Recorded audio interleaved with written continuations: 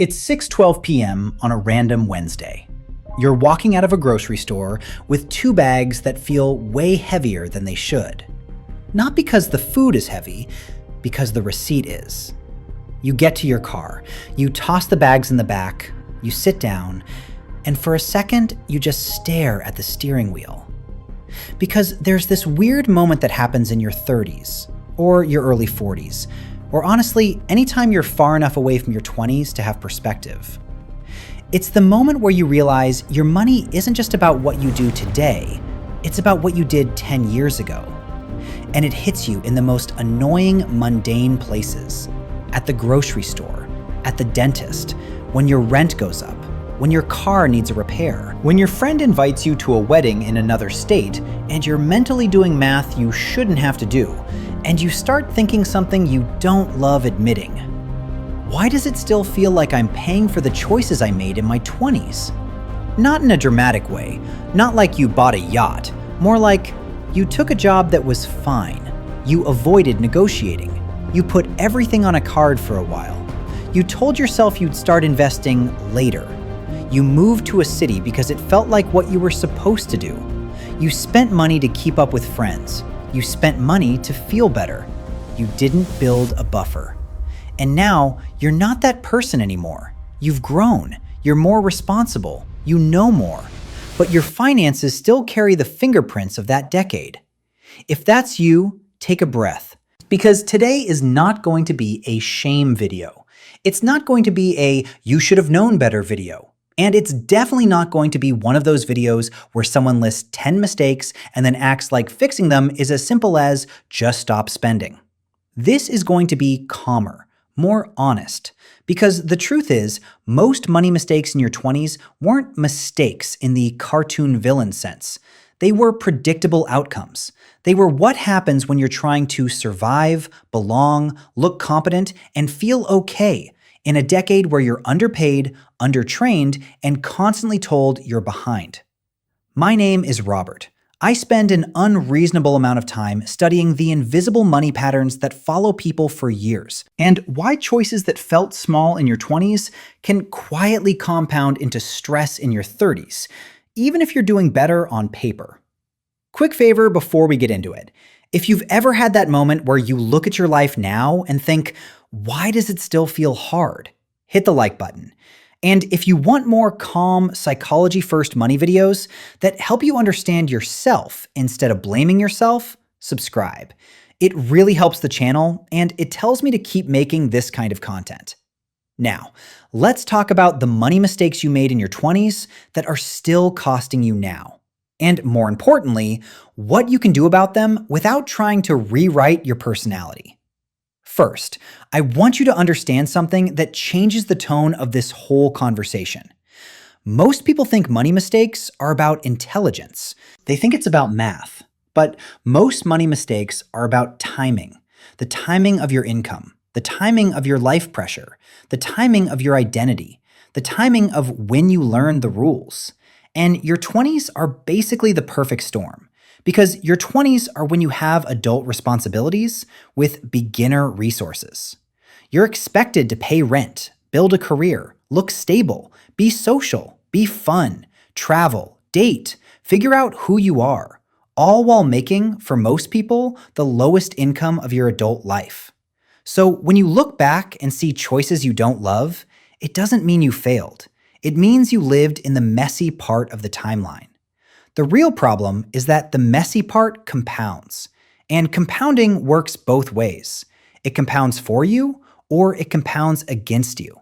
So today, instead of judging your 20s self, we're going to look at the patterns. Not to punish you, to understand the mechanism. Because once you understand the mechanism, you can interrupt it. And when you interrupt the negative compounding, your 30s stop feeling like you're dragging a decade behind you. Let's start with the first big mistake. You didn't build margin. And I don't mean you didn't have a perfect emergency fund. I mean you didn't build breathing room. Most people in their 20s are living with no slack. Your life becomes a tightrope. And when there's no slack, every surprise becomes a crisis. A tire, a dental bill, a flight home, a friend's wedding, a move, a deposit, a broken phone. So you solve it the only way you can. You swipe, you finance, you put it on a credit card. You tell yourself you'll pay it off when things calm down. And that makes you feel like you handled it. But here's the part you don't see in the moment. When you solve emergencies with debt long enough, you aren't just creating a balance. You're creating a monthly payment. And monthly payments are quiet. They're not dramatic. They just sit there every month, reducing your margin. So the problem isn't just the debt itself. The problem is that debt steals your future flexibility. And flexibility is the real power. Flexibility is what lets you change jobs, move cities, say no to things, take risks, rest. When you lose flexibility, you start making choices from fear, not from strategy. So even when your income goes up later, you don't automatically feel safe. Because safety is not just a number, it's a pattern. A person can make more money and still feel fragile if the nervous system was trained on scarcity. That's why so many people hit their 30s and say, I make more than I ever have. Why do I still feel anxious? Sometimes the answer is simple. You built survival, not margin. And survival is loud. It keeps your brain scanning for danger. It keeps you checking your account like it's a heartbeat monitor. Now, the second mistake. You used spending to regulate emotion. This one is uncomfortable, but it's also incredibly common. In your 20s, you're stressed, you're insecure, you're lonely, you're trying to prove you belong, you're trying to keep up, you're trying to feel like an adult. And spending is a fast way to feel something. Relief, comfort, control, status. So you buy the nicer apartment because roommates make you feel behind. You buy the clothes because you want to look like you have your life together. You say yes to the trip because you don't want to be the one who stays home. You order food because you're exhausted. You buy things not because you need them, but because you want to feel like a person with momentum. None of those choices are evil, but here's what happens. If you rely on spending to regulate emotion long enough, it becomes a default. And defaults follow you into your 30s. So now you're making more money, but you still spend for relief. You still spend to feel okay. And then you look up and you still feel behind. That creates a loop. Stress creates spending. Spending reduces margin. Reduced margin creates more stress. And the loop doesn't start in your 30s. It often starts in your 20s. By the time you notice it, it feels like a personality trait. Like, I'm just not good at saving. But most of the time, it's not a trait. It's a system. And systems can be changed. Now, the third mistake. You anchored your lifestyle to your income too early. This is the quiet trap. You get your first real job. You get your first real paycheck. And you feel like you can breathe. So you upgrade. You move, you finance a car, you sign a lease, you get the phone, you get furniture, you get subscriptions. You start living like the adult you were trying to become. And it's not crazy. It's not luxury. It's just the first time you felt like you could. But here's what happens. When you anchor your lifestyle to your income early, you remove your ability to build margin. Because now, raises don't create breathing room. They maintain the same level of stress. So you end up in your 30s with a higher income and the same nervous system. Still checking, still feeling like one surprise could knock you sideways. This is why some people make 6 figures and still feel broke. Not because they're lying, because their lifestyle is locked in. And if you built that lock in your 20s, it's hard to undo later. Now, the fourth mistake might be the most expensive. You didn't treat your career like a compounding asset. In your 20s, most people treat their job like a paycheck, which makes sense. You need money, you need rent, you need stability. But the hidden game is that your career compounds the same way money does. Skills compound, connections compound, negotiation confidence compounds, credibility compounds. And one of the biggest money mistakes people made in their 20s was not being intentional about where their career was compounding. Maybe you stayed in a job too long because it felt safe. Maybe you didn't ask for a raise because it felt awkward. Maybe you didn't switch roles because you felt unqualified. Maybe you didn't build a skill because you were exhausted. And again, none of that is shame, it's context. But in your 30s, you feel the effect because now you're trying to build wealth and your income is not where it could be. Or your job drains your energy so hard that you can't do anything after work. So you can't learn, you can't build, you can't rest. And that becomes expensive, not just in money, in time. Now, the fifth mistake. You delayed investing because you assumed you'd do it later. This is the classic one. And here's what I want to say gently. This mistake is not about missing out on being a millionaire. That kind of talk creates shame and paralysis. The real cost of delaying investing is psychological. When you don't build the habit early, your brain never builds the identity. You never become the kind of person who automatically pays the future. So in your 30s, investing feels like a dramatic new behavior. It feels like a personality change. And personality changes are hard, but habits are easier. So the problem is not the math, it's the identity gap. And I want you to notice something. Most people didn't delay investing because they were careless. They delayed investing because their 20s were chaos. They were surviving. So if you're sitting there with regret, I need you to hear this. Survival is not failure. Survival is the prerequisite. Now, here's the part where most videos either get toxic or useless. They either say, you messed up, now you're doomed. Or they say, it's fine, don't worry about it. And they leave you with no traction. I want to do something better. I want to give you a frame that turns regret into a strategy. Here's the turning point. The past compounds, but so does the future. And the reason your 20s mistakes still cost you now is not because you're doomed. It's because they were allowed to compound. Compounding is neutral. It's just a process. So if you want to change your trajectory, you don't need a perfect plan. You need to interrupt the compounding. You need to stop feeding the negative loops, and you need to start feeding the positive ones. That's the whole game. And to do that, you have to fix three things: your cash flow, your nervous system, and your identity. Because if you only do the math, you'll relapse emotionally. And if you only do mindset, you'll stay stuck financially. Let's start with cash flow.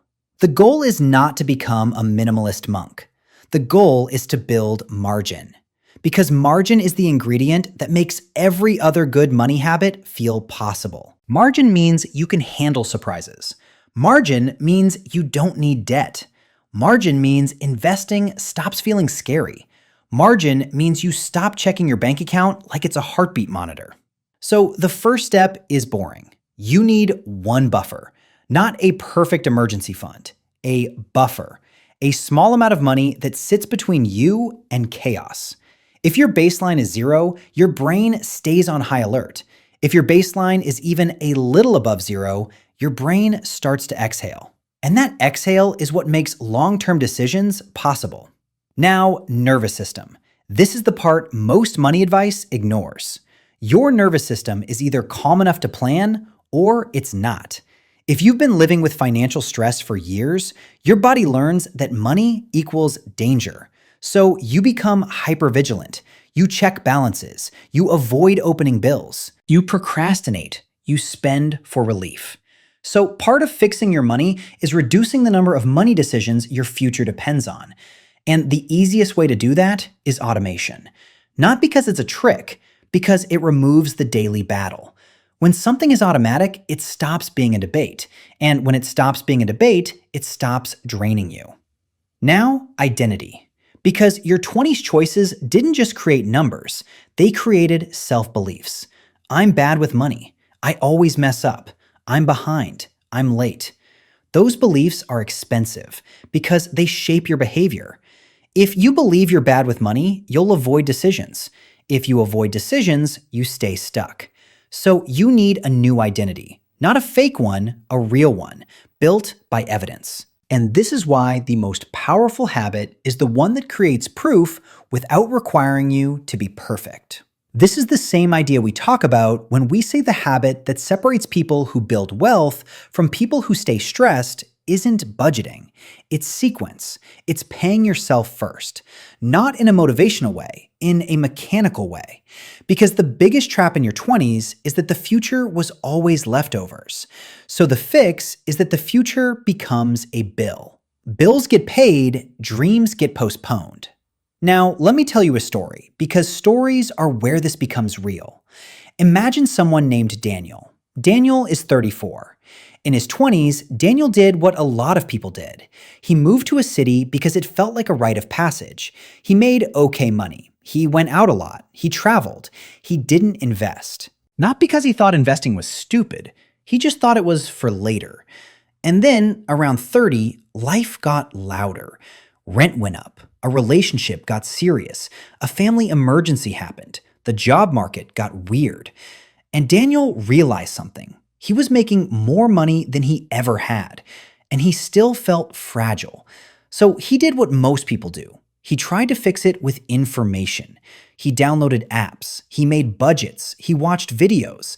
But he still didn't feel in control because he was trying to fix fear with tracking. And tracking without a system becomes a scoreboard. Every day becomes a judgment. Did I behave? Did I mess up? Did I spend too much? And when money becomes a scoreboard, your nervous system stays activated. So Daniel made one change, just one. He decided the future would get paid first. He set up a small automatic transfer. Not huge, not impressive, but consistent. And the first month felt tight, because the tightness wasn't about math. It was about changing his baseline. When you've been living with every dollar available, paying the future first feels like loss, even when it's gain. But Daniel didn't stop. He gave it time. And after 3 months, something happened. He checked the account, and he felt something he hadn't felt in years. Relief. Not because the money was huge, because it was proof. Proof that progress could happen without him being perfect. Proof that his future wasn't optional. Proof that his 20s didn't have to define his 30s. And here's the part that matters. Once Daniel had proof, he started acting like a different person. Not because he suddenly became disciplined, because he was protecting something that now felt real. That's what identity looks like. It's not a motivational poster. It's a pattern you don't want to break. Now, I want to make sure we cover the question that's probably sitting in the back of your mind. What if my 20s mistakes were bigger? What if I have debt? What if I have nothing saved? What if I'm 38 and I'm still starting? Here's the truth. Your 20s can cost you, but they don't have to own you. Because compounding doesn't care about your guilt.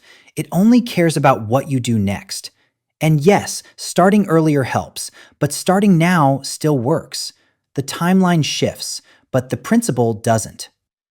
Now, I'm going to give you practical takeaways, but I'm going to keep them human.